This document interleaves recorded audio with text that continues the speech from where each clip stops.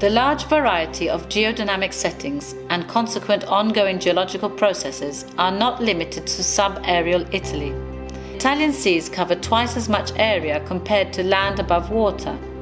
The geology and the respective quaternary processes shaping the seafloor are studied on board oceanographic vessels through remote sensing systems that use seismic and sonar equipment.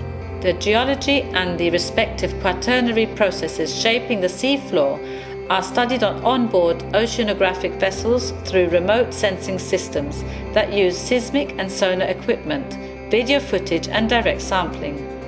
The studies are conducted by a large community of researchers from the National Research Council, several universities and the OGS Institute.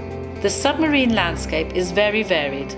For instance, the Adriatic Four Deep, that forms a huge and almost flat plain, was emerged during glacial low stands, which allowed for an east-west migration of early humans and other fauna, with fast marine transgression during the glacial-interglacial transitions.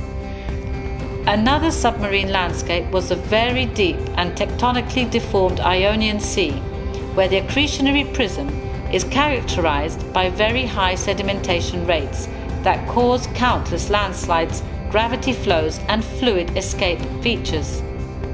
A different submarine landscape was the intracontinental rift in the Sicily Channel with grabens and small quaternary volcanoes.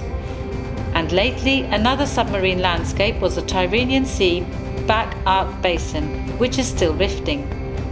High tectonic deformation, seismicity and sedimentation rates characterize northern and western Sicily and the Calabrian Arc. This is where the most recent destructive earthquake and tsunami occurred in the Messina Strait in 1908. The Tyrrhenian Sea's margins have deep submarine canyons where frequent turbidite flows occur. This phenomenon has been witnessed by historical cable breaks, and the flow settles in the intraslope basin, which hosts up to several kilometers of quaternary deposit and which is in the bathyal plain. The bathyal plain is made up of large volcanic islands and seamounts, each with very different characteristics, despite the fact that they lie close to each other. The Aeolian Arc includes acidic magmas which are tied to the ongoing Ionian subduction system, which is advancing under the Tyrrhenian Sea.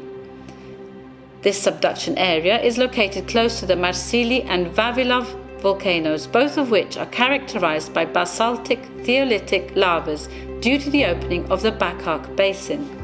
An absence of a coastal plain and mountain ranges along the coast imply that local towns are often crowded close to the coast due to lack of space.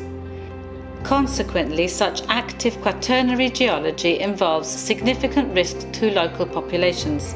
Many seismogenetic zones are located out at sea, especially in southern Italy, where tsunamis historically occurred in the Adriatic, Ionian and Tyrrhenian seas. This was due to earthquakes and submarine landslides, such as the last one, which occurred in 2002 during the Stromboli eruption in the Aeolian archipelago. The waves reached up to a height of 10 meters. Tuscany's archipelago presents an example of a geohazard due to a minor ongoing geological process that has important implications for the highly touristic coasts in this area. A geologically calm area, the northern Tyrrhenian Sea along the Tuscan coast is characterized by widespread emissions of methane, which has been reported since the 60s. In 2017, when a fishing boat was working in the area, a 10-meter-high jet of black water rose up close to the boat. Further research conducted by the Civil Protection Department, the Navy Hydrographic Service, the National Council of Researchers and the Sapienza University of Rome found that there were several mud volcanoes located at shallow depths, the morphology of which confirmed that there had been repeated mud flows. These mud flows contributed to building the volcano that erupted in 2017, the summit of which is only 7 meters below sea level.